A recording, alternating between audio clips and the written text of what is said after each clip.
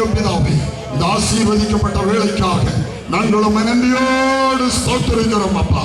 வந்திருக்கிற மக்கள் யாவரை ஆசீர்வதியும். உண்மை யார் என்று அறிகிற அறிவிலும் விசுவாசத்திலும் அன்பிலும் கிருபையிலும் எல்லா பிள்ளைகளும் வளர்ந்து பெருகி உம்முடையவர்களாக மாற ஆண்டவரே நீர் உதவி செய்யும். எல்லாரையும் ஆசீர்வதி. பாவம், சாபம், ரோகம் எல்லாத்திலிருந்து நீங்களாக்கி விடுதலையாக்கி நல்ல ஒரு வெற்றியுள்ள பரிசுத்த வாழ்க்கை செய்ய ஆண்டவர் யாவருக்கும் உதவி செய்யும். எல்லாரையும் ஆசீர்வதியும். இந்த வார்த்தைகள் சத்தியம் எல்லாருடைய இருதயங்களிலும் எழுதப்படட்டப்பா. உங்களுடைய இருதயங்களிலே எழுதுவேன்னு சொன்னீங்க. கல்லான இருதயத்தை எடுத்து போட்டு சரைப்பட்டான இருதயத்தை உங்களுக்கு அருள்வேன் என்று சொன்னீங்க.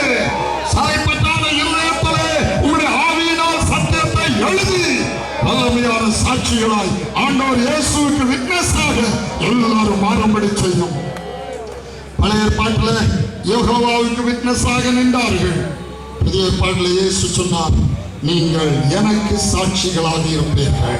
இயேசுவுக்கு சாட்சிகளாக இருப்பீர்கள். நீ துன்பப்படுத்துற இயேசு நானே என்று சொல்லியிருப்பா. யெகோவா தான் இயேசு என்று சொல்லி அவருடைய வாழ்க்கையை மாற்றுகிறேன். ஒவ்வொருடைய வாழ்க்கையில் இயேசுவை தெளிவாய் யார் என்று அறிந்து கொள்ளும்படி ஆண்டவர் செய்யும். எல்லாரையும் ஆசீர்வதியும். போகும்போதும் எப்பொழுதும் உடைய பிரசன்னம் யாவருடன் கூட இருக்கட்டும். ஒரு எல்லா கண்மணி போல காத்துக்கொள்ளும்.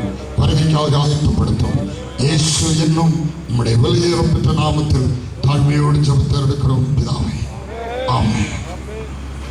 ஆமென்.